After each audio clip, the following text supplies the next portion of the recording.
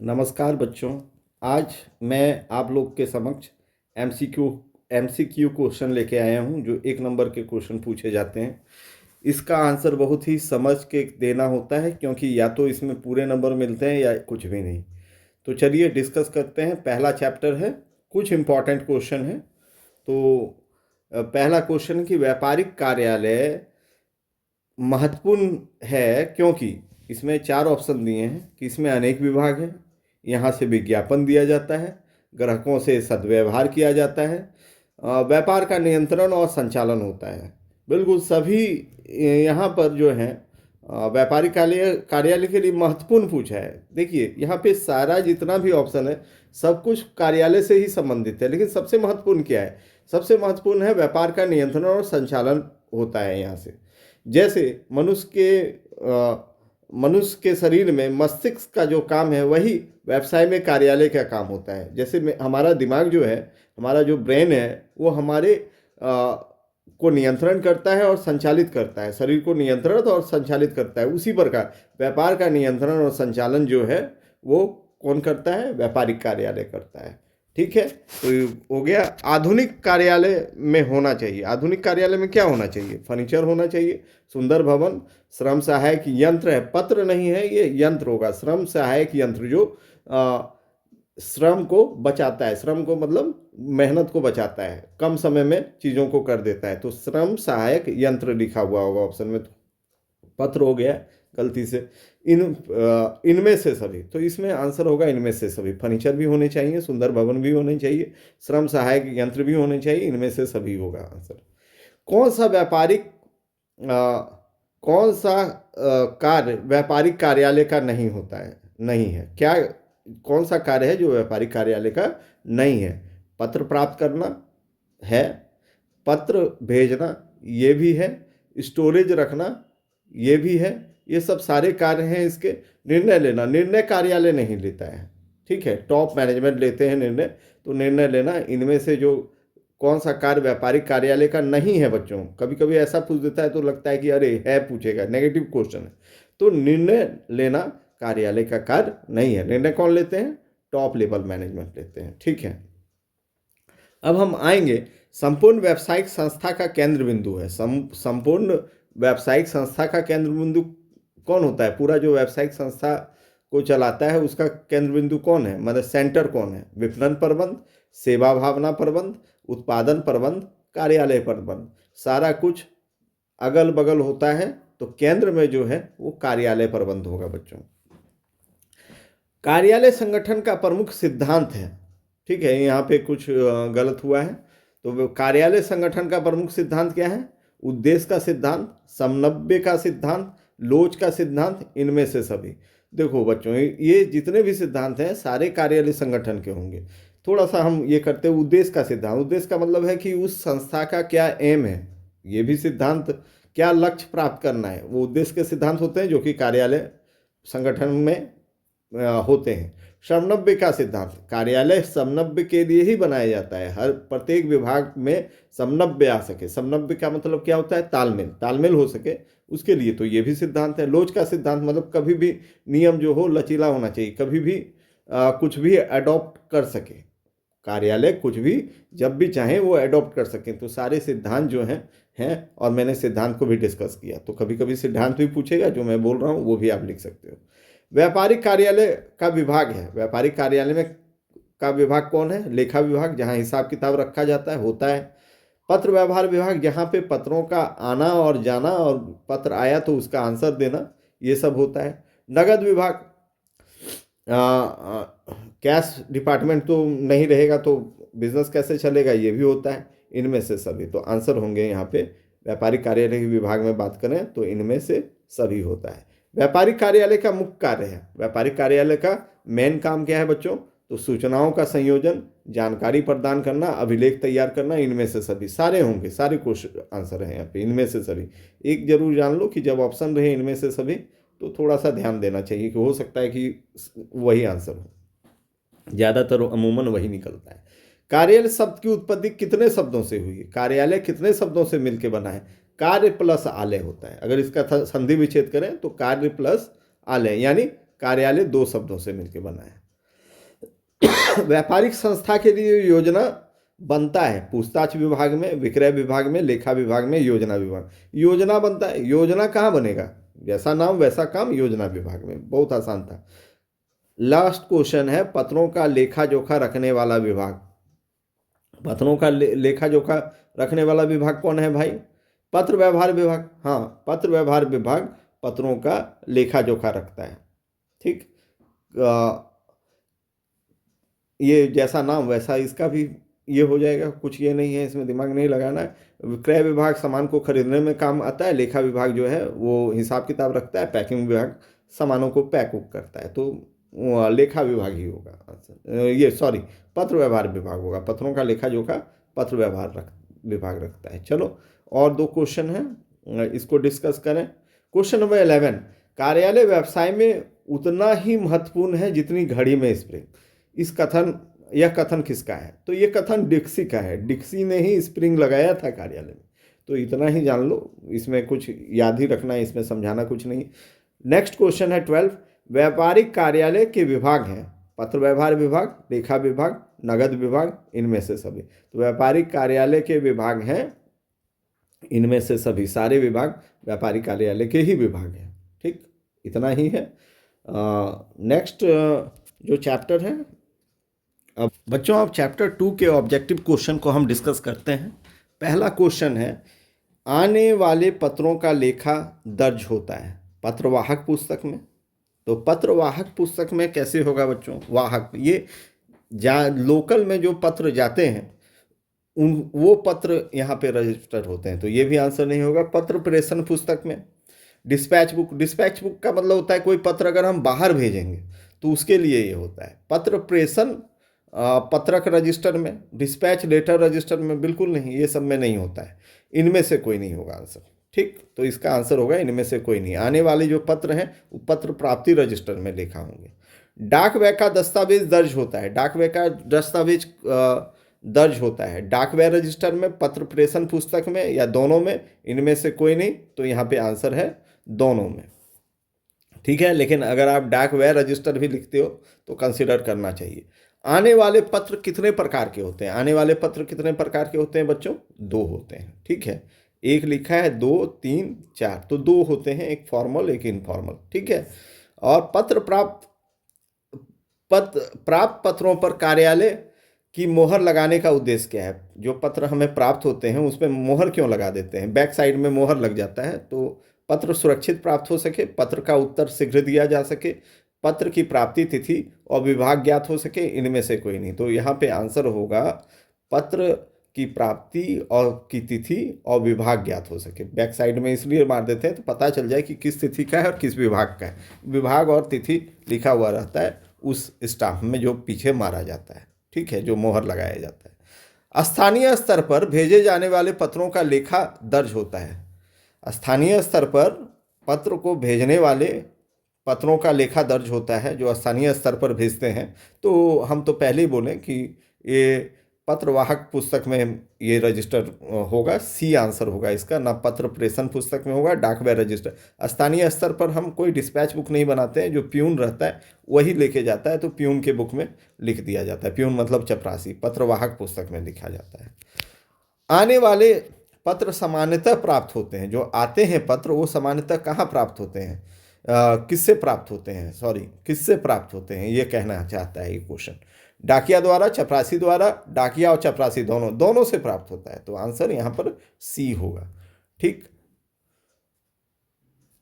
अब हम chapter 3 discuss करते हैं, नस्तीकरण की प्रणालियाँ। नस्तीकरण का मतलब होता है फाइल करना। तो एक आदर्श नस्तीकरण प्रणाली की विशेषता है सुरक्षा, शीघ्र, सरल, इनमें से सभी होगा। एक जो नस्तीकरण ही इन्हीं वजहों से किया जाता है कि चीज़ें सुरक्षित रहे, शीघ्र मिल जाए, सरल रहे, जो कोई भी यूज़ कर पाए। तो इसमें सब गुण होना चाहिए एक आदर्श नस्तीकरण में। ठीक है, औद्योगिक संस्था के लिए उपयुक्त नस्तीकरण की प्रणाली। औद्योगिक मतलब जो फैक्ट्री वगैरह हैं, जो बड़े संस्थाएं हैं उनके लिए, तो बड़े संस्था के लिए खड़ी फाइल होती हैं, तो आंसर होगा खड़ी फाइल। तीसरा है अधिक ग्राहकों वाली फॉर्म के लिए उपयुक्त प्रणाली है।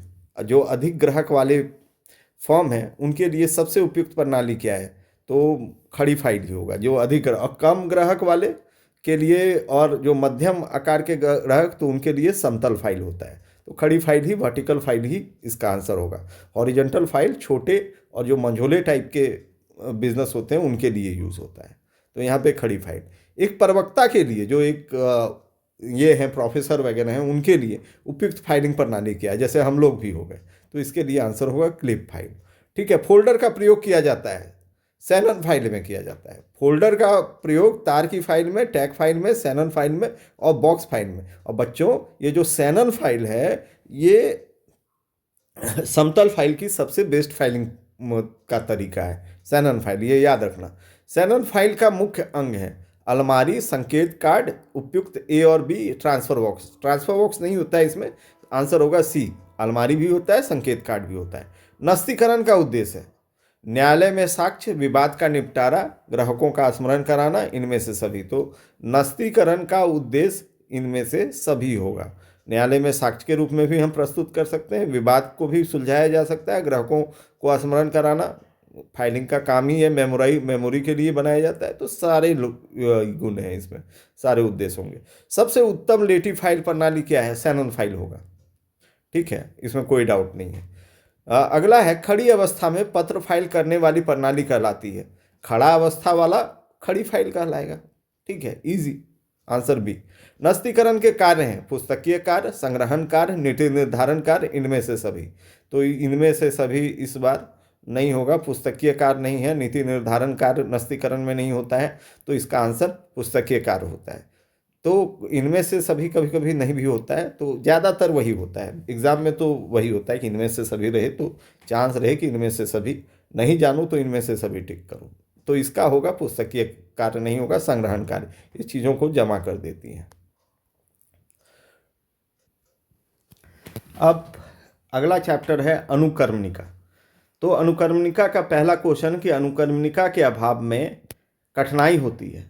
पत्रों की खोज में कठिनाई होती है, उत्तर खोजने में कठिनाई होती है, कार्यालय कार्य में बाधा, इनमें से सभी। देखो, अनुक्रमणिका क्या होता है? जो हमारे विषय सूची से ही हम सब चीज़ों को खोजते हैं। ठीक है, अनुक्रमणिका को आप समझो तो विषय सूची समझ लो तो भी कोई कठिनाई नहीं है। तो पत्रों को खोज में कठिनाई हो जाएगी, अनुक्रमणिका के अभाव में ये सब दिक्कतें सारी दिक्कतें आ जाएंगी आपके। कार्यालय में बाधा भी आएगा, उत्तर खोजने में भी कठिनाई होगी, पत्रों की खोज में भी कठिनाई होगी। इसलिए अनुक्रमणिका आवश्यक है, यह हम लोग सभी जानते हैं। अनुक्रमणिका का प्रयोग होता है छोटे व्यवसाय में, बड़े व्यवसाय में, सहकारी संस्थाओं में, इनमें से सभी। अनुक्रमणिका का प्रयोग हर जगह होता है, तो आंसर इनमें से सभी होगा। कार्ड अनुक्रमणिका के गुण हैं लचीलापन, सुविधाजनक, सुसंगठित, इनमें सभी। ये भी सारे गुण हैं, इसमें तीनों गुण हैं। क्रॉस अनुक्रमणिका का उपयोग होता है कार्ड सूची में, पत्र पुस्तक में, हार्ड बाइंडिंग बुक में, इनमें से सभी। तो आंसर होगा पत्र पुस्तक में। क्रॉस अनुक्रमणिका अंग्रेजी हो गया, इसको बोलते हैं श्रृंखलाबद्ध अनुक्रमणिका। तो इसमें भी ये आप पत्र पुस्तक में ही इसका प्रयोग होता है, कोई रजिस्टर में ही लिखा जाता है। गाइड कार्ड का प्रयोग किया जाता है हार्ड बाइंडिंग बुक में, कार्ड अनुक्रमणिका में, ए और बी दोनों, इनमें से कोई नहीं। तो इसमें होगा कार्ड अनुक्रमणिका में। गाइड कार्ड का प्रयोग कार्ड अनुक्रमणिका में किया जाता है। अनुक्रमणिका से बचत होती है श्रम की, समय की, दोनों की बचत होती है, सी आंसर होगा। अनुक्रमणिका है एक उदाहरण, एक सर्च उपकरण, ए और बी दोनों होगा। अनुक्रमणिका में दोनों होगा, एक उपकरण भी है, एक इक्विपमेंट भी है और एक सर्च उपकरण भी है। ठीक है, सर्च भी कर सकते हैं इससे। अनुक्रमणिका खुद में एक उपकरण होता है। ठीक, कार्ड और अनुक्रमणिका के अंग हैं गाइड कार्ड और अलमारी, नाम कार्ड और अलमारी, अनुपस्थित कार्ड और अलमारी, नाम कार्ड, गाइड कार्ड और अलमारी, सब होगा। नाम भी होगा, गाइड कार्ड भी होगा और अलमारी भी होगा। ठीक है, तो आंसर डी होगा इसका।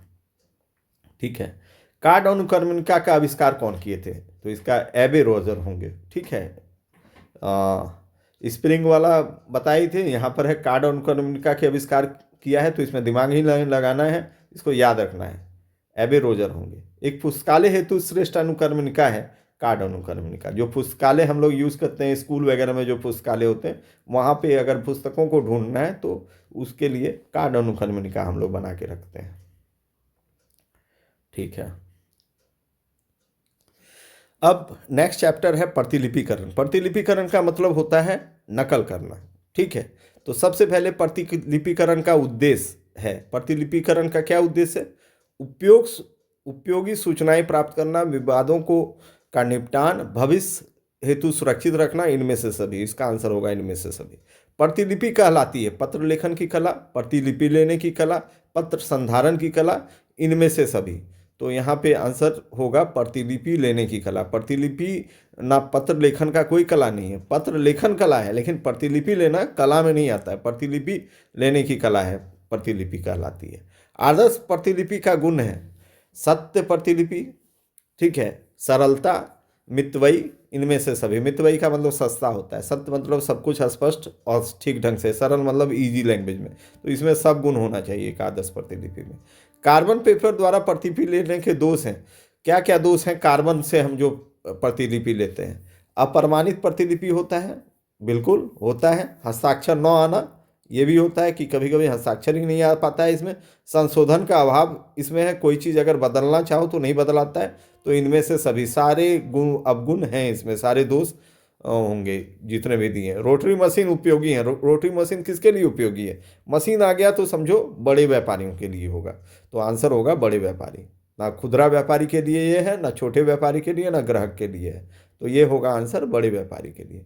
किस विधि में मूल के साथ प्रतिलिपि भी तैयार होती है? किस विधि में मूल के साथ प्रतिलिपि भी तैयार होती है?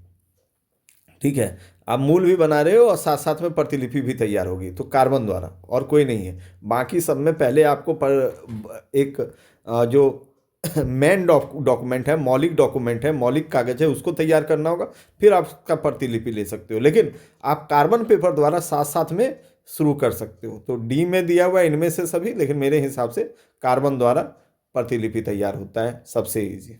ठीक है, डी आंसर है, इसमें बुक में दिया हुआ था, लेकिन ये चीज़ है। रोटरी शब्द की उत्पत्ति हुई है, रोटेट से हुआ है। ठीक है, यहाँ पे आंसर होगा रोटेट से। प्रतिलिपि की सबसे पुरानी विधि है, सबसे पुरानी विधि क्या होगा? ठीक है, सबसे पुरानी विधि हाथ से प्रतिलिपि लेना। पहले एक मूल कॉपी तैयार कर ली है, उसके साथ एक कॉपी और तैयार करनी है। तो सबसे पुराना जो तरीका है वो हाथ से प्रतिलिपि लेना है। फिर जब उकता गए, लोग थक गए हाथ से प्रतिलिपि लेते लेते, तो फिर चीज़ों का आविष्कार और विकास हुआ। प्रतिलिपि लेने की विधि है, प्रतिलिपि लेने की विधि क्या है? हाथ से प्रतिलिपि लेना, दाब यंत्र द्वारा, कार्बन द्वारा, इनमें से सभी। सारा आंसर होगा इनमें से सभी। प्रतिलिपि का अर्थ है पत्र प्राप्त करना, पत्रों का नकल करना, पत्र भेजना, इनमें से कोई नहीं। तो प्रतिलिपि का अर्थ क्या होगा? पत्र प्राप्त करना बिल्कुल नहीं होगा, पत्रों का नकल करना सिर्फ इसका मतलब है। पत्र भेजना भी प्रतिलिपि में नहीं आता है। प्रतिलिपि का मतलब ये पत्र का नकल कर लो, वैसा ही फिर एक डुप्लीकेट तैयार कर लो। प्रतिलिपिकरण की सबसे महंगी विधि है। ठीक है, सबसे महंगी विधि क्या होगी? फोटोस्टेट द्वारा, कार्बन द्वारा, रोटरी मशीन सबसे महंगा है, ये बड़े व्यवसाय ही यूज़ करते हैं। दो प्रतिलिपियां तैयार करने के लिए उपयुक्त विधि है, दो प्रतिलिपि तैयार करने का उपयुक्त विधि है कार्बन द्वारा। आप तैयार कर लो, हाथ से दो कभी नहीं होगा, दाबी यंत्र द्वारा भी नहीं होगा, पहले मूल बनाना होगा तब होगा, फोटो स्टेट में भी नहीं होगा। फोटो स्टेट के लिए भी आपको एक मूल डॉक्यूमेंट लगा के ही बनेगा, लेकिन कार्बन पेपर द्वारा आपका मूल भी वही समय बन जाएगा और प्रतिलिपि भी वही समय बन जाएगा। जब दो प्रतिलिपि तैयार करने का सबसे बेस्ट विधि भी अगर पूछेगा सस्ता में, तो कार्बन पेपर द्वारा ही होगा। हाँ, बड़े व्यापारिक कार्यालय के लिए सर्वश्रेष्ठ है लिथोग्राफी, हेक्टोग्राफ, टाइप सेटिंग, इनमें से सभी। बड़े व्यापारिक कार्यालय के लिए सर्वश्रेष्ठ होता है इनमें से सभी। जो बड़े व्यापारिक कार्यालय हैं उनके लिए सबसे सर्वश्रेष्ठ सारा विधि होता है। ठीक है, तो स्टेंसिल्स का उपयोग करने वाली विधि है multigraph, hectograph, typesetting, rotary duplicator. तो स्टेंसिल को उपयोग करने वाली विधि जो होगी वो है आपका रोटरी डुप्लीकेटर। स्टेंसिल्स को प्रयोग करती है रोटरी डुप्लीकेटर, सबसे ज़्यादा प्रयोग में आने वाली चीज़ें हैं। ठीक है, 50,000 प्रतियों के लिए उपयुक्त है, रोटरी डुप्लीकेटर ही होगा बच्चों। ठीक है, अगला हम बात करेंगे 1500 प्रतियों को मशीन के बिना लेने की सर्वश्रेष्ठ विधि क्या है? रोटरी डुप्लीकेटर है। ये मशीन नहीं रहता है, लेकिन ये बड़ा सा हस्तचलित एक डुप्लीकेटर है। ठीक है, बहुप्रतिलिपिकरण का अर्थ है, बहुप्रतिलिपिकरण का अर्थ क्या है? पत्र लिखना, प्रतिलिपि लेना, अनेक प्रतियां। यहाँ पे जहाँ प्रतिलिपि लेना, प्रतिलिपिकरण हो गया यानी नकल करना, और यहाँ पे बहुत ज़्यादा नकल किया जाता है इसलिए बहुप्रतिलिपिकरण कहा जाता है। इसमें हो जाएगा अनेक प्रतियां लेना। बहुप्रतिलिपिकरण का उद्देश्य नहीं है। क्या उद्देश्य नहीं है? प्रचार, हाँ करती है प्रचार। बहुप्रतिलिपिकरण का एकमात्र ही उद्देश्य है किसी चीज़ को प्रचारित करना है, इसलिए हम बहुप्रतिलिपिकरण कर रहे हैं, जिसमें ज़्यादा ज़्यादा चीज़ों को दूर दूर विस्तार किया जाए, तो प्रचार होगा इसमें। नई वस्तु का परिचय, नई वस्तु का परिचय भी प्रचार ही होता है। उपयोगी सूचना प्राप्त करना, कोई सूचना इसमें प्राप्त नहीं होता है, ठीक है, तो उपयोगी सूचना प्राप्त होता है इससे, ठीक है, सॉरी। एक ही चीज़ है जो कि नहीं होता है बहुप्रतिलिपिकरण में, जो कि है लागत नियंत्रण नहीं होता है। बहुप्रतिलिपिकरण की सबसे पुरानी विधि है जिलेटिन पद्धति होगा, पहला ही आंसर है जिलेटिन पद्धति, ये सबसे पुरानी विधि है, पूछ सकता है। बहुप्रतिलिपिकरण, यहाँ पे बहुलिपिकरण हो गया जगह, बहुप्रतिलिपिकरण पढ़ना। बहुलिपिकरण में मुख्य प्रतिलिपि ग्राहकों को भेजी जाए, बेकार हो जाए, फाइल की जाए, बेच दी जाए। जो बहुप्रतिलिपिकरण है उसमें मुख्य प्रतिलिपि को फाइल की जाती है, तो आंसर होगा फाइल की जाए। ऑफसेट प्रक्रिया द्वारा समय में अधिकतम प्रक्रिया, ऑफसेट प्रक्रिया आज के डेट में आधुनिक प्रक्रिया है और ये बहुत ज़्यादा प्रतियां देता है, बड़े व्यवसायों के लिए होता है, 50,000 प्रतियां ये दे सकता है। तो ऑफसेट प्रक्रिया द्वारा एक समय में अधिकतम 50,000 प्रतियां हम निकाल सकते हैं। अब प्रतिलिपि और बहुप्रतिलिपिकरण हो जाने के बाद अब पढ़ेंगे व्यापारिक पत्र व्यवहार, ठीक है। तो सबसे पहला क्वेश्चन है पत्रों के प्रकार। पत्रों के प्रकार कितने होते हैं? तो 3, ठीक है। कितने हो जाएंगे? 3 पत्र के प्रकार हैं। एक होता है व्यापारिक पत्र, दूसरा होता है निजी पत्र और तीसरा होता है सरकारी पत्र, ठीक। तो आंसर हो जाएगा 3। पत्रों के उद्देश्य हैं नए ग्राहकों को बनाना, व्यापारियों को प्रेरित करना, साख निर्माण करना, इनमें से सभी, ठीक है, सभी होंगे पत्रों के उद्देश्य में, सभी आएंगे। श्रेष्ठ व्यावसायिक पत्र की विशेषता है प्रभावशीलता, होना चाहिए। विनम्रता, ये भी बहुत जरूरी है। शुद्धता, ये तो बहुत जरूरी है, और इनमें से सभी, तो यहाँ पे आंसर सब हो जाएंगे, ठीक है। 2 व्यापारियों के मध्य होने वाला पत्र व्यवहार कहलाता है। जो 2 व्यापारियों के मध्य जो पत्र व्यवहार होता है तो उसको क्या कहते हैं? निजी पत्र? बिल्कुल नहीं, निजी पत्र दोस्तों को लिखा जाता है, रिश्तेदारों को लिखा जाता है, संबंधियों को लिखा जाता है। व्यापारिक पत्र, इसका आंसर होगा 2 व्यापारियों के बीच जो पत्र लिखे जाते हैं उसको व्यापारिक पत्र कहते हैं। सरकारी पत्र सरकार द्वारा लिखा जाता है, तो आंसर इसका व्यापारिक पत्र होगा बी। अगला है जिन पत्रों के संबंध कर्मचारियों अथवा सरकार से होता है वे कहलाते हैं। सरकार से कोई भी होगा तो सरकारी पत्र कहलाएगा, तो आंसर हो जाएगा सरकारी पत्र। व्यक्तिगत पत्र भी नहीं होगा, यानी निजी पत्र को व्यक्तिगत पत्र भी बोला जाता है, व्यापारिक पत्र भी नहीं होगा। ये 2 व्यापारियों के बीच लिखा जाने वाला पत्र है, तो आंसर होगा सरकारी पत्र, ठीक है। कर्मचारियों और सरकार के बीच जो लिखे जाते हैं। जिन पत्रों का संबंध व्यापारिक लेन देन से होता है, व्यापारिक पत्र कहलाते हैं, सरकारी पत्र कहलाते हैं, सामाजिक पत्र कहलाते हैं, इनमें से कोई नहीं, बिल्कुल नहीं, व्यापारिक पत्र ही कहलाएंगे, ठीक है। व्यापारिक लेन देन का पत्र व्यापारिक पत्र कहलाएगा, ठीक। पत्र के कार्य हैं, पत्र के क्या कार्य हैं? तो जानकारी देना बिल्कुल होता है, आप लोग भी जानते हो, बहुत साधारण क्वेश्चन।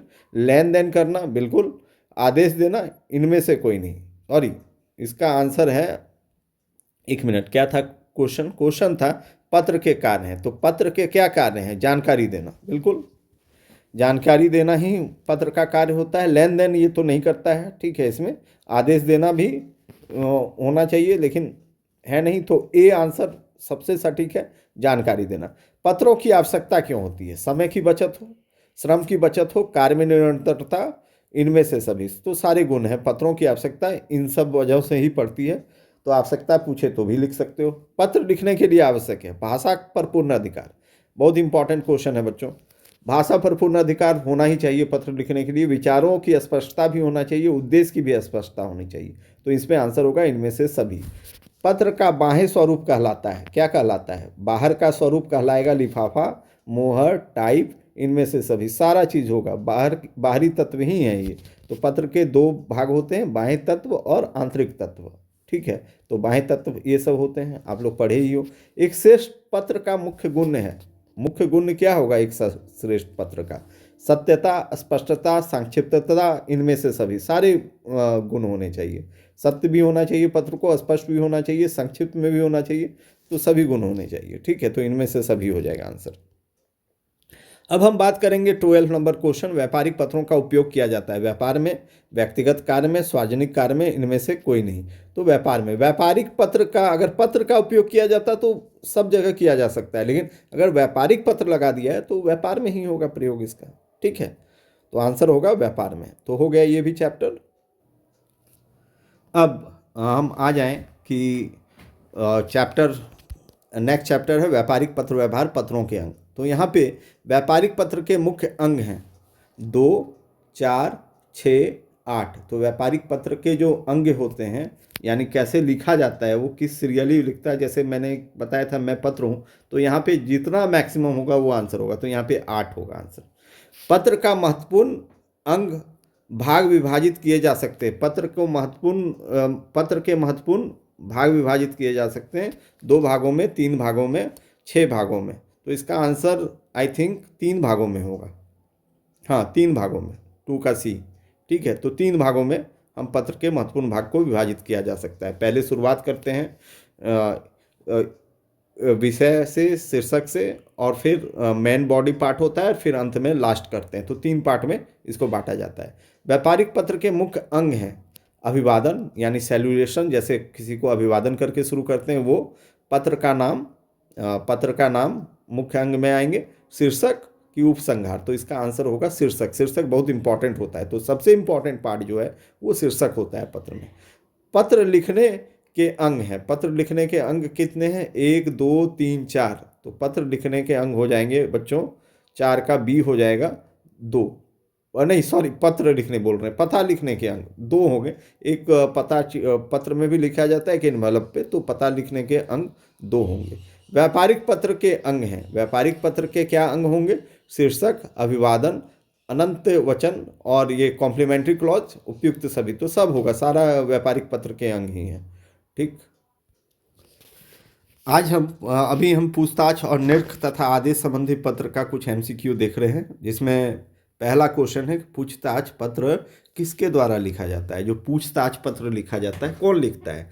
खरीदने वाला लिखेगा, तो क्रेता होगा आंसर। जब खरीदने वाला कोई चीज़ खरीदता है तो वो पहले पूछताछ करता है विभिन्न विक्रेता से, तो पूछताछ पत्र जो लिखता है वो क्रेता लिखेगा। ठीक है, तो आंसर ए हो जाएगा इसका। ठीक है, क्वेश्चन नंबर 2 में बोला है कि किस पत्र का उत्तर पूछताछ पत्र के रूप में लिखा जाता है। अब पूछताछ का उत्तर किस चीज़ में दिया जाता है? तो निरख में दिया जाता है। कोटेशन पत्र लिखता है, जो कि सेलर लिखता है, जो बेचने वाला लिखता है। आदेश पत्र होगा नहीं, पूछताछ पत्र तो पूछा ही है, तो इसका आंसर होगा निरख पत्र। निरख पत्र में आंसर दिया जाता है। आंसर हो गया सी। किस आधार पर ग्राहक आदेश देते हैं? क्या चीज़ है जिस पर जो ग्राहक हैं, यानी यहाँ पर क्रेता ही ग्राहक है, वो आदेश देते हैं?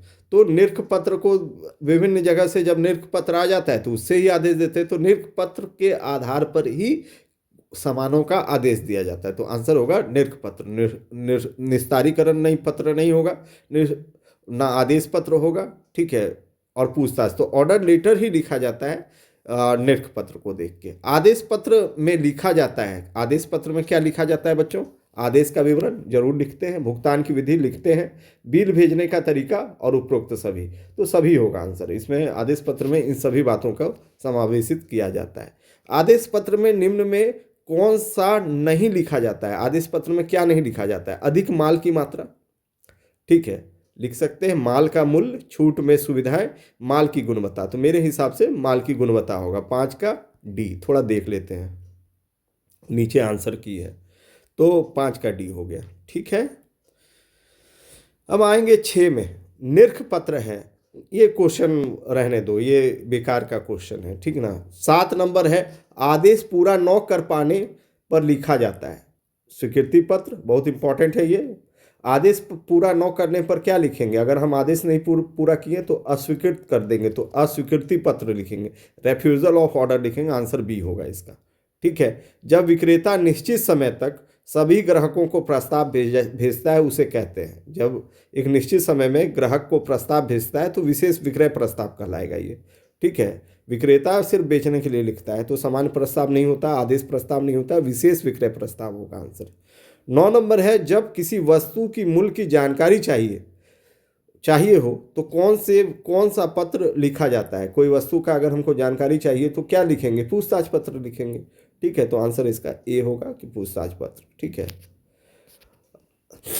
आंसर की नीचे दिया हुआ था। और एक पत्र वाला चैप्टर है, उसका ऑब्जेक्टिव शिकायती पत्र एवं उनके उत्तर। हाँ बच्चों, अब नेक्स्ट पत्र का एक चैप्टर था, जैसे शिकायत पत्र लिखने की दशा है। शिकायत पत्र हम कब लिखते हैं, माल के आदेशानुसार न होना, माल खराब हालत में प्राप्त होना, माल समय पर प्राप्त न होना, इनमें से सभी। तो ये सारे चीज़ शिकायत हैं, तो हम सब इसमें समाहित है। तो शिकायत पत्र लिखते हैं इन्हीं निम्न दशाओं में। अगर माल जिस तरह ऑर्डर किए उस तरह नहीं मिला, माल अगर ख़राब मिल गया और माल समय पर प्राप्त नहीं हुआ तो हम शिकायत पत्र लिखेंगे। तो इसका आंसर होगा इनमें से सभी। रेलवे की लापरवाही से माल की हानि होने पर क्षतिपूर्ति किससे प्राप्त की जाती है, क्रेता से, रेलवे से, विक्रेता से, कि इनमें से कोई नहीं। तो क्रेता से होगा कि रेलवे से, अब उसकी जिम्मेदारी तय करनी होगी। तो मेरे हिसाब से क्या होना चाहिए, विक्रेता से या रेलवे से। तो देखते हैं कि क्या आंसर है इसका। 2 का बी होगा बच्चों, यानी अगर रेल खराब किया है तो रेल ही देगा। तो रेल का अगर लापरवाही होता है तो क्षतिपूर्ति रेल से ही प्राप्त किया जाएगा। ठीक है, आंसर रेलवे होगा। तीसरा है, शिकायती पत्र लिखा जाता है। शिकायती पत्र कौन लिखते हैं, क्रेता द्वारा लिखा जाता है, विक्रेता द्वारा लिखा जाता है। विक्रेता तो माल बेचने वाला ही होता है, तो उसके द्वारा, एजेंट द्वारा लिखा जाता है, कि इनमें से सभी। तो आंसर इसका होना चाहिए ये क्रेता द्वारा। ठीक है, तो 3 का आंसर है। 3 का आंसर सभी लिखते हैं। शिकायती पत्र सब लिख सकते हैं एक दूसरे के ऊपर। ठीक है, आंसर इनमें से सभी होगा। क्रेता भी लिखते हैं, विक्रेता भी लिखते हैं, एजेंट द्वारा भी लिखा जाता है। यदि विक्रेता चालान में दर कम बतला दे, तो अगर विक्रेता चालान किया हो, कोई एक आपको बिल दिया और उसमें कम दर बताएं, तो कम पर डेबिट नोट लिखेंगे, अधिक पर क्रेडिट नोट लिखेंगे। तो आंसर होगा डेबिट नोट। तो 4 का आंसर होगा ए। 4 का आंसर ए। ठीक है, करेक्ट है। अब है 5 में आएंगे, डेबिट और क्रेडिट नोट तैयार करता है। कौन तैयार करेगा, ये एजेंट द्वारा, विक्रेता करेगा। विक्रेता भेजता है तो विक्रेता द्वारा। यहाँ देखो, विक्रेता चालान की दर में कम बतला दे, तो 4 में भी बोला है विक्रेता ही है। तो 5वां क्वेश्चन क्या होगा, डेबिट और क्रेडिट नोट तैयार कौन करता है, विक्रेता करता है। ठीक है, माल विलंब से प्राप्त होने की दशा में भेजा जाने वाला पत्र कहलाता है। अगर माल हम विलंब से भेजे हैं, अगर हम लेट से भेजे हैं, तो उस पत्र को क्या कहेंगे, ग्रीन कार्ड, आदेश पत्र, शिकायत पत्र, इनमें से कोई नहीं। तो शिकायत पत्र होना चाहिए। ठीक है, शिकायत पत्र है भी आंसर, 6 का सी। 7 नंबर है, विक्रेता द्वारा दर अधिक बताने की दशा में भेजा जाने वाला दस्तावेज है। जैसे दर कम बताने पर क्या बोले थे, डेबिट नोट, तो इसका होगा क्रेडिट नोट। तो 7 का आंसर होगा सी। वाणिज्य बैंक का कार्य है केवल ऋण देना, केवल जमा स्वीकार करना, केवल अभिकर्ता के रूप में कार्य करना, उपयुक्त सभी। वाणिज्य बैंक ये सभी काम करते हैं। ऋण भी देती है, यानी लोन भी देती है, लोगों का पैसा भी रखती है, एजेंट का भी काम कर देती है उनका। तो सभी होंगे इसके आंसर। जमाओं को स्वीकार करना बैंक का प्राथमिक, गौण, सामाजिक, इनमें से कोई नहीं। तो प्राथमिक कार्य होगा। ठीक है, 2 का ए आंसर। थोड़ा चेक कर लेते हैं। हाँ, 2 का ए आंसर ठीक है, करेक्ट है। ठीक है, प्राथमिक कार्य है, जमाओं स्वीकार करना प्राथमिक कार्य में आएगा। पंजाब बैंक, यानी पंजाब नेशनल बैंक होना चाहिए यहाँ पे। पंजाब नेशनल बैंक लिमिटेड क्षेत्र के बैंक के अंतर्गत आता है। निजी, सहकारी, सार्वजनिक, इनमें से कोई नहीं। ज़्यादातर बैंकें जो हैं सार्वजनिक क्षेत्रों में आती है, तो सार्वजनिक होगा, पब्लिक होगा इसका। जैसे स्टेट बैंक भी इसी श्रेणी में भी आता है। भारत में राष्ट्रीयकृत बैंकों की संख्या है, अभी जो भारत की बात करें तो राष्ट्रीयकृत बैंकों की संख्या 12 है। तो यहाँ पे जो आंसर दिया है 14, 6, 29, कोई नहीं होगा, इनमें से कोई नहीं आंसर है। ठीक है, याद रख लेना 12, हो सकता है कि 12 ऑप्शन रहे तो करेक्ट आंसर 12 होगा। ठीक है, विदेशी मुद्रा में लेन देन करने वाले बैंक कहलाते हैं। विदेशी मुद्रा में जो लेन देन करते हैं उन बैंक को क्या कहा जाता है, साहूकार, सहकारी बैंक, केंद्रीय बैंक, विनिमय बैंक। तो विनिमय बैंक होगा बच्चों। ठीक है। विदेशी मुद्रा साहूकार जो होते हैं वो देसी बैंकर होते हैं। सहकारी बैंक का तो विनिमय बैंक, इनका काम ही होता है एक्सचेंज करना, दूसरे मुद्रा में खेलना, दूसरे दूसरे से। ठीक है, तो विदेशी मुद्रा में लेन देन विनिमय बैंक करता है। ठीक है। अब है व्यापारिक बैंकों के कितने भागों में विभाजित किया जाता है? 1, 2, 3, 4। कोई कोई 3 बोलते हैं जैसे, और कहीं कहीं 4 रहता है, तो आंसर यहाँ पे 4 ही हो जाएगा। जैसे एक प्राइवेट सेक्टर हो गया, एक पब्लिक सेक्टर हो गया, एक आपका ये वही फॉरेन एक्सचेंज बैंक हो गया। ठीक है, एक निजी क्षेत्र का बैंक हो गया, एक सार्वजनिक क्षेत्र का बैंक हो गया, एक फॉरेन विदेशी बैंक हो गया। तो 3 तो इधर जाने, और एक रूरल बैंक हो गया, एक 4 जो गांव देहात में काम करते हैं। तो सार्वजनिक बैंकों में ही ले लिया जाता है उन्हें, लेकिन कहीं 3 की बात होती है, कहीं 4 की। तो आपके बुक में 4 दिया हुआ है, तो आप 4 आंसर करो इसका, तो 4 होंगे। ठीक है। बैंक के लिए अधिनियम है, बैंकिंग विनियमन अधिनियम 1949, बैंकिंग रेगुलेशन एक्ट 1949 ही है इसका। पार्टनरशिप एक्ट क्यों होगा? कॉन्ट्रैक्ट एक्ट भी नहीं होता है, तो इसका आंसर बैंक का है तो बैंकिंग ही होगा, तो बैंकिंग रेगुलेशन एक्ट 1949 होगा। ठीक। अब बैंक में खोले जाने वाले खाते का ऑब्जेक्टिव। ठीक है, तो चालू खाते में अधिकतम जमा की राशि की सीमा क्या है? चालू खाते में सबसे ज़्यादा जमा की अधिकतम राशि क्या होनी चाहिए? तो कोई सीमा नहीं है बच्चों, आप जितना चाहो उतना जमा कर सकते हो, 1 रुपये से करोड़ रुपये तक। तो चालू खाते में अधिकतम जमा की सीमा का कोई लिमिट नहीं है। किस खाते में ब्याज नहीं मिलता? तो कोई सीमा नहीं, आंसर इसका बी है। किस खाते में ब्याज नहीं मिलता? इसका बचत खाते में भी बैंक ब्याज देती है, सावधि जमा खाता में सबसे अधिक ब्याज देती है। इनमें से कोई नहीं तो हो ही नहीं सकता है, तो इसका आंसर होगा चालू खाता। चालू खाता में ब्याज बैंक नहीं देती है, और देती भी है तो बहुत न्यून रहती है, तो नहीं के बराबर है, तो आंसर होगा चालू खाता। ओवरड्राफ्ट सुविधा किस खाते में उपलब्ध होती है? बच्चों ज़्यादा आंसर जो है इसमें चालू खाता ही है। ओवरड्राफ्ट की सुविधा ना बचत खाते में दी जाती है, ना सावधि जमा खाते में दी जाती है, चालू खाते में होता है ये। ठीक है, छोटा लोन होता है ओवरड्राफ्ट, तो चालू खाता में अगर आपका रहेगा, और चालू खाता व्यापारियों के लिए होता है। ठीक है, ये भी जान लो। तो अगला क्वेश्चन है, व्यापारी के लिए सर्वाधिक उपयुक्त खाता कौन सा है? बचत खाता, सावधि जमा खाता, चालू खाता, इनमें से कोई नहीं। चालू खाता होगा, व्यापारी के लिए चालू खाता होता है, क्योंकि इसमें ज़्यादा सुविधाएं होती है, ब्याज भले नहीं होता है। सर्वाधिक ब्याज किस खाते पर मिलता है? सबसे ज़्यादा ब्याज कहाँ मिलता है? तो सावधि जमा खाता में, क्योंकि जितना ज़्यादा लॉकिंग पीरियड होता है इसमें, तो सावधि जमा खाता में सबसे ज़्यादा ब्याज मिलता है। ठीक है, तो आंसर होगा डी। अब बोला है बच्चों कि बैंक द्वारा जारी भुगतान साधन है। बैंक द्वारा जारी भुगतान साधन क्या है? Bank draft, bearer cheque, cross cheque, इनमें से कोई नहीं, तो आंसर होगा बैंक ड्राफ्ट। बैंक ड्राफ्ट जो है बैंक द्वारा जारी भुगतान साधन है। किस खाते में वर्ष में अधिकतम लेन देन किया जा सकता है? तो उसका भी आंसर चालू खाता होगा। चालू खाता में आप चाहो तो कितना भी लेन देन कर सकते हो, तो आंसर होगा बी, चालू खाता। ना बचत खाता होगा, ना सावधि जमा खाता होगा। ठीक है, बचत खाते में वार्षिक अधिकतम जमा की सीमा क्या है? ठीक है, बचत खाते में तो यहाँ 2000, 3000, 5000, यहाँ पे आंसर नीचे गलत दिया हुआ है, इसका आंसर होगा डी, कोई सीमा नहीं है, आप कितना भी जमा कर सकते हो। ठीक है, बैंक टू बैंक, लेकिन यहाँ अपवाद है कि डिफर होता है थोड़ा, तो मेरे हिसाब से कोई सीमा नहीं है। नाबालिग के लिए उपलब्ध सुविधाएं, नाबालिग के लिए कौन सी सुविधा उपलब्ध सुविधा है? चालू खाता, बचत खाता, लॉकर सुविधा, इनमें से कोई नहीं। लॉकर सुविधा सिर्फ दिया जाता है नाबालिगों को। नाबालिग को, जो नाबालिग होते हैं, जो बड़े नहीं हैं, उनके लिए चालू खाता नहीं है, बचत खाता भी नहीं है उनके लिए, उनको लेकिन लॉकर की सुविधा दी जाती है, तो आंसर होगा लॉकर सुविधा। अब हम बात करेंगे 10 का, क्वेश्चन नंबर 10।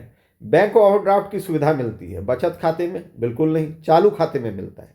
बैंक ओवरड्राफ्ट की सुविधा एकमात्र खाता है चालू खाता, वहाँ मिलता है, सावधि जमा खाते में तो मिलता ही नहीं। बैंक किस खाते पर ब्याज नहीं देता है? बचत खाता, चालू खाता, सावधि जमा खाता, आवर्ती जमा खाता, तो आंसर होगा चालू खाता। चालू खाता पर बैंक कोई भी ब्याज नहीं देती है बच्चों। ठीक, तो ज़्यादा आंसर तो इस खाते वाले में चालू खाता ही आया है। अब अगला अध्याय है डाकघर बचत बैंक खाता। ठीक है, अब यहाँ पे पहली बार है दिया हुआ है कि डाकघर बचत बैंक खाता कितनी बार खोला जा सकता है? 10 बार, 5 बार, 20 बार, इनमें से कोई नहीं। आंसर 20 बार कर दो, क्योंकि बहुत ज़्यादा बार खोला जा सकता है यहाँ। डाकघर बचत बैंक खाते से धन निकासी की जा सकती है। 1 सप्ताह में 1 बार, 2 सप्ताह में 1 बार, 3 सप्ताह में 1 बार, इनमें से कोई नहीं। तो 1 सप्ताह में 1 बार करेक्ट आंसर होगा। डाकघर बचत बैंक खाता नहीं खोल सकता है। डाकघर बचत बैंक खाता नहीं खोल सकता है। अल्पवयस्क का यानी माइनर का, बगीचा का, अगर गार्डन रजिस्टर है तो उसका भी खोल सकता है, मित्र का तो खोल ही सकता है, इनमें से कोई नहीं। तो आंसर होगा अल्पवयस्क का। जो कब एज के होते हैं उनका डाकघर बचत बैंक खाता नहीं खोल सकता है। एक मिनिमम एज के बाद ही खाता खुलता है, ठीक है, बच्चों का। तो डाकघर बचत बैंक खाते में अधिकतम कितनी राशि जमा की जा सकती है? कोई सीमा नहीं होती। कोई भी बचत खाते में आप बैंक वाले में हो, डाकघर में, आप जितना चाहो उतना जमा कर सकते हो। अधिकतम सीमा अनलिमिटेड होता है। डाकघर बचत खाता किस अवधि के लिए होता है? 1 वर्ष के लिए, 3 वर्ष के लिए, 5 वर्ष, कोई नहीं, इसमें कुछ भी नहीं। डाकघर बचत खाता आप चाहो तो आजीवन रख सकते हो। डाकघर बचत खाते के लाभ हैं धन की सुरक्षा, पूंजी का निर्माण, आयकर में रियायत, सभी होता है, इसमें सब आंसर होगा। डाकघर बचत खाता का योजना का प्रारंभ कब हुआ? सन 1979 में, ये आंसर होगा 7 का ए। 8 में है जब एक डाकघर दूसरे डाकघर को किसी व्यक्ति को धन देने का आदेश देता है तो उसे कहते हैं। तो इसमें दिया है बीमा, पोस्टल ऑर्डर, मनी ऑर्डर, इनमें से कोई नहीं। तो आई थिंक इसका आंसर होगा आपका पोस्टल ऑर्डर या मनी ऑर्डर, दोनों में ये है। तो बुक में दिया हुआ है पोस्टल ऑर्डर, लेकिन मेरे अनुसार मनी ऑर्डर होना चाहिए। आप देख लोगे, ठीक है। तो अगर बुक के अनुसार जाओ तो पोस्टल ऑर्डर, और मेरी बात मानो तो मनी ऑर्डर, ठीक है। पता नहीं, पोस्टल ऑर्डर भी बोल सकते हो, कोई दिक्कत नहीं है, ठीक है। अब आ गए हैं अगला चैप्टर विनिमय साध लेख पर, परलेख पर। तो इसमें कुछ बहुवैकल्पिक प्रश्न हैं, जिसमें है बैंक द्वारा लिखा गया आदेश पत्र कहलाता है। बैंक द्वारा जो लिखते हैं हम पत्र, उसको क्या कहते हैं? सशर्त, शर्त मतलब अनकंडीशनल। तो ये जो आता है बिना शर्त के आता है। तो बैंक द्वारा लिखा गया जो आदेश पत्र होता है वो बी होगा आंसर, ठीक है। अनकंडीशनल होता है, कोई शर्त नहीं होता है, बिना शर्त के होता है। बैंक के चेक के के भाग होते हैं, 2, 3, 4, इनमें से कोई नहीं। तो आंसर होगा 2 भाग होते हैं चेक के, ठीक है। चेक में आदेश दिया जाता है एक व्यक्ति द्वारा दूसरे व्यक्ति को, खाता धारक द्वारा अपने बैंक को। तो आंसर होगा खाता धारक द्वारा अपने बैंक को। विनिमय साध्य जिस बैंक को भुगतान का आदेश दिया जाता है वह कहलाता है, ठीक है। विनिमय साध्य जिसे बैंक को भुगतान करने का आदेश दिया जाता है चेक कहलाता है। बैंक सिर्फ चेक का ही भुगतान करता है, तो चेक होगा। क्रॉसिंग संभव है चेक में, बिल्स ऑफ एक्सचेंज में, प्रतिज्ञा पत्र में, इनमें से सभी। तो आंसर होगा चेक में। क्रॉसिंग सिर्फ चेक में होता है। क्रॉसिंग में प्रयुक्त होने वाले शब्द एंड कंपनी, नॉट निगोशिएबल, इनमें केवल प्राप्तकर्ता के खाते में, इनमें से सभी। सारे जितने भी ये वाक्यांश हैं सारे चेक में प्रयुक्त हो सकते हैं। तो इसमें होगा इनमें से सभी। कटा फटा चेक कहलाता है, म्यूटिलेटेड चेक कहते हैं उसके। ब्लैंक चेक नहीं होता है कटा फटा, क्रॉस चेक नहीं होता है कटा फटा, म्यूटिलेटेड चेक जो है उसको कटा फटा चेक कहते हैं। इनमें से कोई नहीं। तो आंसर होगा सी। 8वां है एक चेक निम्न में से क्या होता है? एक चेक निम्न में से क्या होता है? बिल ऑफ एक्सचेंज होता है, प्रतिज्ञा पत्र होता है, डिमांड ड्राफ्ट होता है, कोई सीमा नहीं। इसमें ऑप्शन नहीं दिया है सही, इसमें ऑप्शन होना चाहिए था, ठीक है। ये एक विनिमय साध पर लेख होता है तो वो आंसर सही होता है। चलो, बिल ऑफ एक्सचेंज दिया आंसर इसका, यही मान लो। अनादृत चेक को रद्द करने का अधिकार किसको है? कोई भी अनादरण करने का अधिकार भी बैंक को है, और अनादृत चेक को रद्द करने का भी अधिकार जो है वो बैंक को है। तो अनादृत जो चेक होता है वो रद्द जो करता है वो बैंक करता है। तो आंसर होगा बैंक, ठीक है। चेक अनादृत हो जाता है जब हस्ताक्षर में अंतर हो, जब तिथि आगे। कब वो अनादृत डिजॉनर हो जाता है? तो ये सारे गुण होते हैं, इनमें से सभी। अनादरण क्या होता है? जब पैसा बैंक नहीं दे सकती है उस चेक का, तो उसको अनादरण कहते हैं। बस इतना ही 10 का डी। इसके बहुत सारे कारण हैं, ठीक है। डिटेल करने जाएंगे ऑब्जेक्टिव नहीं रह जाएगा।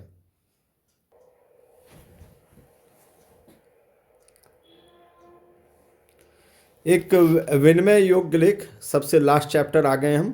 जो व्यक्ति विनिमय पत्र बनाता है उसे कहा जाता है ड्रॉवर, स्वीकारता, प्राप्तकर्ता, इनमें से कोई नहीं। जो व्यक्ति विनिमय पत्र बनाता है उसको लेखक कहेंगे, ड्रॉवर कहेंगे। 1 का ए आंसर है इसका, 1 का ए, गुड। अब यहाँ पे हम बात करेंगे दूसरा क्या, बैंक ड्राफ्ट है। बैंक ड्राफ्ट क्या है, कोटेशन लेटर है, ऋण पत्र वचन पत्र है, एवं दोनों है, इनमें से कोई नहीं, तो आंसर होगा ऋण पत्र है। बैंक ड्राफ्ट ऋण पत्र होता है, ठीक है।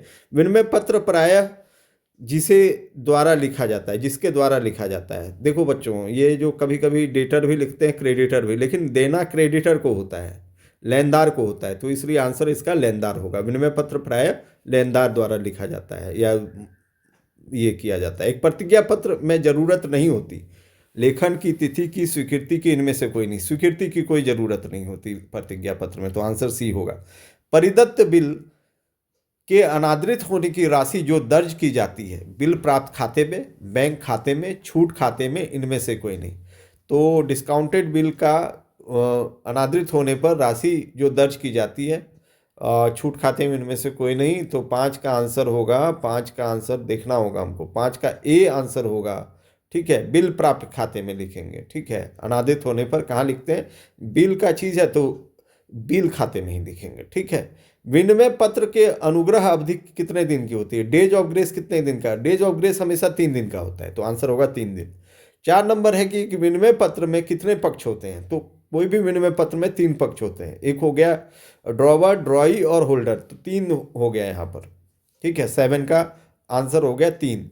हुंडी की विशेषता है, भारतीय भाषाओं का प्रयोग होता है, प्राकृत में लिखित होता है, न्यायालय द्वारा प्रमाणित होता है, उपयुक्त सभी भारतीय भाषा में प्रयोग होता है, न्यायालय द्वारा प्रमाणित नहीं होता है, तो आंसर मेरे हिसाब से होगा 8 का ए, भारतीय भाषाओं में प्रयोग, ठीक है। 8 का डी दिया हुआ आंसर, उपयुक्त सभी, ठीक है। तो न्यायालय द्वारा प्रमाणित है कि नहीं, ठीक है, ये तो 2 में ही चलता है, ठीक है। हुंडी के पक्षकार होते हैं, हुंडी के पक्षकार भी 3 ही होंगे, ठीक है। आंसर 3 और हो गया, ठीक है। ये पूरा एंड हो गया, सारे ऑब्जेक्टिव क्वेश्चन हमने करा दिए। आप ध्यान से इसे देखो, सुनो और लाभ उठाओ। धन्यवाद। परीक्षा के लिए महत्वपूर्ण है सब।